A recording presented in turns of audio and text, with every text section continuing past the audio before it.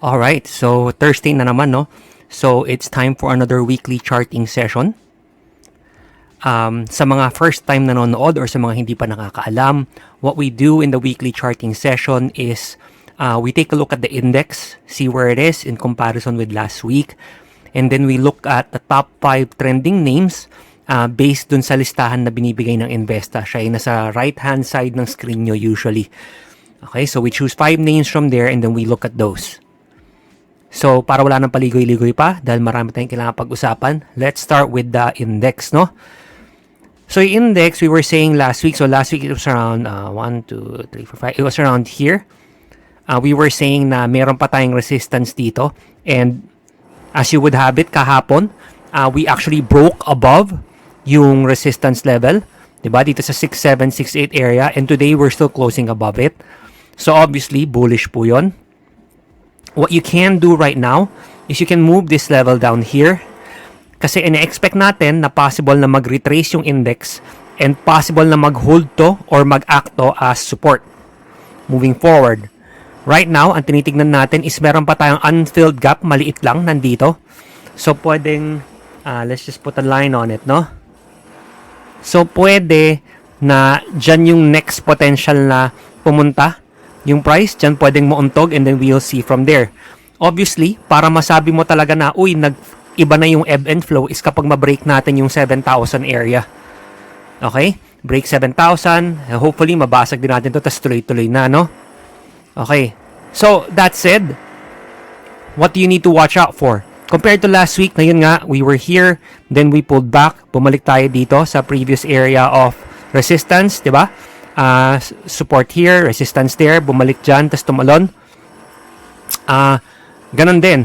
Ayaw natin makita na mabasag tong 6.5, 6.6 na area. Sabihin natin 6.5 na lang para mas madali. Ayaw natin makita mabasag tong 6.5 na area kasi kapag mabasag yan, parang bigla ring pumangit yung structure. Essentially, what you were doing was nagko-form ka ng low, high, higher low, higher high, potential higher low, diba? So, ayaw mo na masira yan kasi baka mangyari ganyan, bababa, mauuntog dyan, tapos maghanap tayo ng panibagong low, no? Bumalik tayo dito sa 6.2 area. So, wag naman sana. Okay? Aside from that, yun nga, what we're watching out for is mabasag tong 6.9 to 7,000 area. If mabasag yan, then hopefully we can re-challenge yung 2021 highs nung start of the year. Okay, malalim-lalim din yung naging pullback.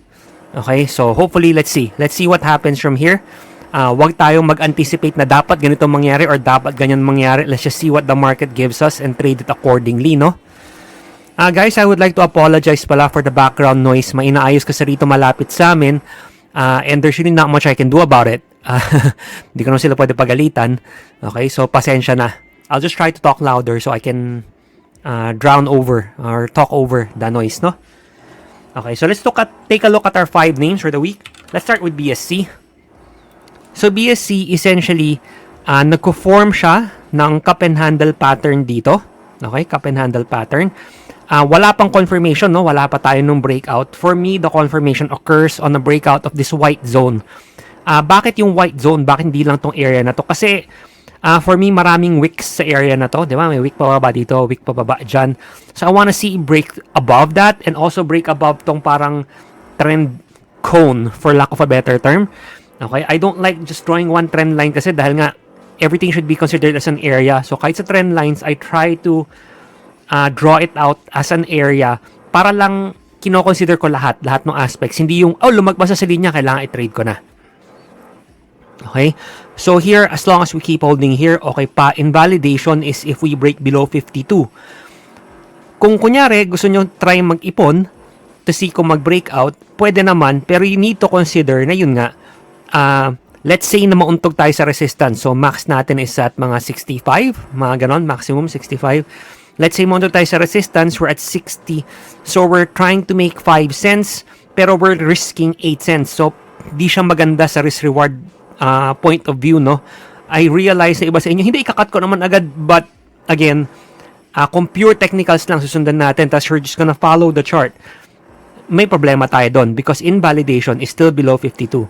So, it's either, for me, a clear confirmation na tutuloy, or, ayun nga, mag-pullback ng maayos, maghanap siya ng bagong bullish structure here, then maybe pwedeng i-attempt kasi mas kaganda yung risk-reward. Okay? Right now, it's looking like possible, no? Kasi we're forming, so meron tayo na namang low, high, higher low, potential higher high. So let's see what happens. Diba? Same sa PSE, sabi ko, ito invalidation. If we break below this holds, break down, pangit na. Okay? Next, let's take a quick look at glow. So, part of the reason na tumutulak yung PSEI is because glow and TEL, ang lakas. So, hindi mo inaasahan na yung mga index names yung biglang magpaparabolic. Okay? So, kung may hawak kayo, congratulations, I'm happy for you. I would honestly look to trim a bit, diba? Take some profits, secure some profits, tapos if you want to, you can let the rest run. Pero kung wala pa, tas you're looking to get in, honestly, hindi ako hahabol ng ganito eh. Parang, ang parabolic na masyado. Diba? Ang bilis sobrang ng pagtaas. So, it looks overextended. I'm not saying it's not gonna go up further. It might. What I'm saying is, it looks overextended. So, it's not something that I'm eager to jump into. Okay? Next, let's take a quick look at TEL, no? Since tinignan na rin natin yung glow. So, yung TEL, ganun din. Sumunod sa glow, no? Nag-breakout, tumuloy. I think the same can be said for most of yung mga telcos. Dito, tumaas din. Pati yung mga ECP, STR, Now, ganun, tumaas din kahit paano, no? And again, if nakasakay kayo, congratulations. So, eto, TEL, ganun din. Strong price action here, strong momentum up. We broke above this level of resistance. Then today, tumuloy lang. Walang pullback. Okay? Similar to Globe. If may position kayo, congrats. If wala pa, honestly, mahirap humabol kapag ganito. Okay? It looks very overextended. Again, I'm not saying it's not gonna continue. For all we know, it's gonna break 1.5 and just go straight up. But mahirap kasi yung risk eh. Saan ka magalagay ng stop? Your stop needs to go below here. Diba? Sa 1.2. So, ang layo na. So, just be careful of that. Okay? Kung may hawak kayo, as always, maybe, trim ng konti. Kung masaya na kayo, then you can let the rest run if that's what you prefer. Pera nyo yan eh. Next, let's take a quick look at dito. So, again, para lang, we round out yung mga telcos natin, no? So, dito, ganun din. We broke out of this level of resistance at 8.43. Ngayon, bumalik tayo dito sa area na to. And usually, yung mga ganitong areas, mahirap siya i-gauge. Bakit? Kasi when price was here, we were just drifting down. Meaning, odds are, maraming bumibili ng konti dito, ipon-ipon, tatry saluhin yung baba. So, kunwari, may naipit man, tas bumalik yung price dyan, the likelihood is, kung kunwari, gusto lang nila makalabas ng buhay, mag-i-start silang magbenta. And since yun nga, dahan-dahan tayo nag-drift and we drifted for a while, it can be assumed na kahit papano, kung may mga naipit man dyan, at kung may mga gusto man lumabas, malamang medyo marami-rami rin yun. Actually, pwede pa tayo maglagay ng isang level of support resistance dito, no? So, somewhere there. So, yun lang, something to watch out for. Again, if may hawak kayo, maybe it continues, maybe it pushes back to 10.3.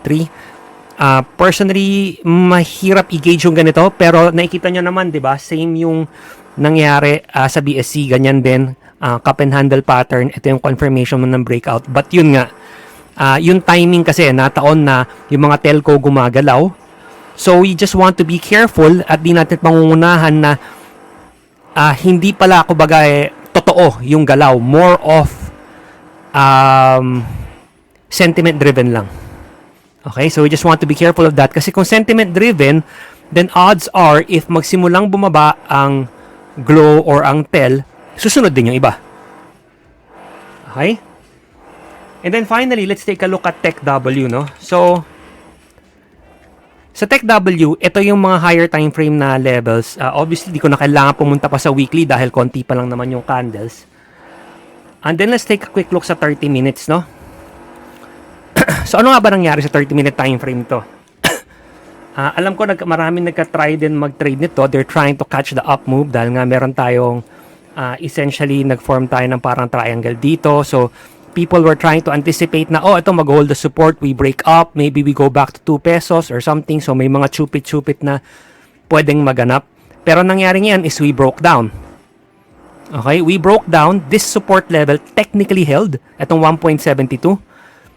Pero nag-hold din tayo sa resistance here and may resistance pa tayo rito at 1.82. So 1.77 to 1. So itong range na to essentially. 1.72 to 1.82 yung baka maging range nito temporarily before it makes up its mind. Now, usually, sabihin natin, inegate niya tong bearish pattern, meaning nag-break down tayo from tong triangle or kung anong tawag nyo sa kanya. Nag-break tayo ng pagganito, then maybe, may chance na tumuloy siya, pataas, balik tayo ng 2.03 or higher. But until then, mahirap Kasi again, di ba yung pinag-uusapan natin each week, yung mga ganitong fast moves up, usually, in time, napupuno siya. So, hindi ako magugulat if price comes down to here, di ba? Kaya ako may area dito. Di ba? Even all the way down sa area na to. Okay? So, di naagulat if nangyari yun. So, that's what we want to be watching out for. If you want to be scalping this or day trading this or just bounce trading, then this is the area that I would watch out for. Maghihintay ako dyan ng bullish price action to possibly take me into the trade ng mabilisan lang. 'Di ba? Ng mabilisan lang. Kasi syempre hindi rin naman maganda overall na hahawak ka nito ng trend follow kung bumalik na siya all the way dito, 'di ba? So ng mabilisan lang. That's what I'll be looking for. So guys, yun lang tayo for this week. I hope marami kayong natutunan. I hope na nakatulong sa inyo to. And if so, I would really appreciate it if you give this video a like and consider subscribing to my channel. And as always guys, maraming salamat sa panonood. Good luck and happy trading!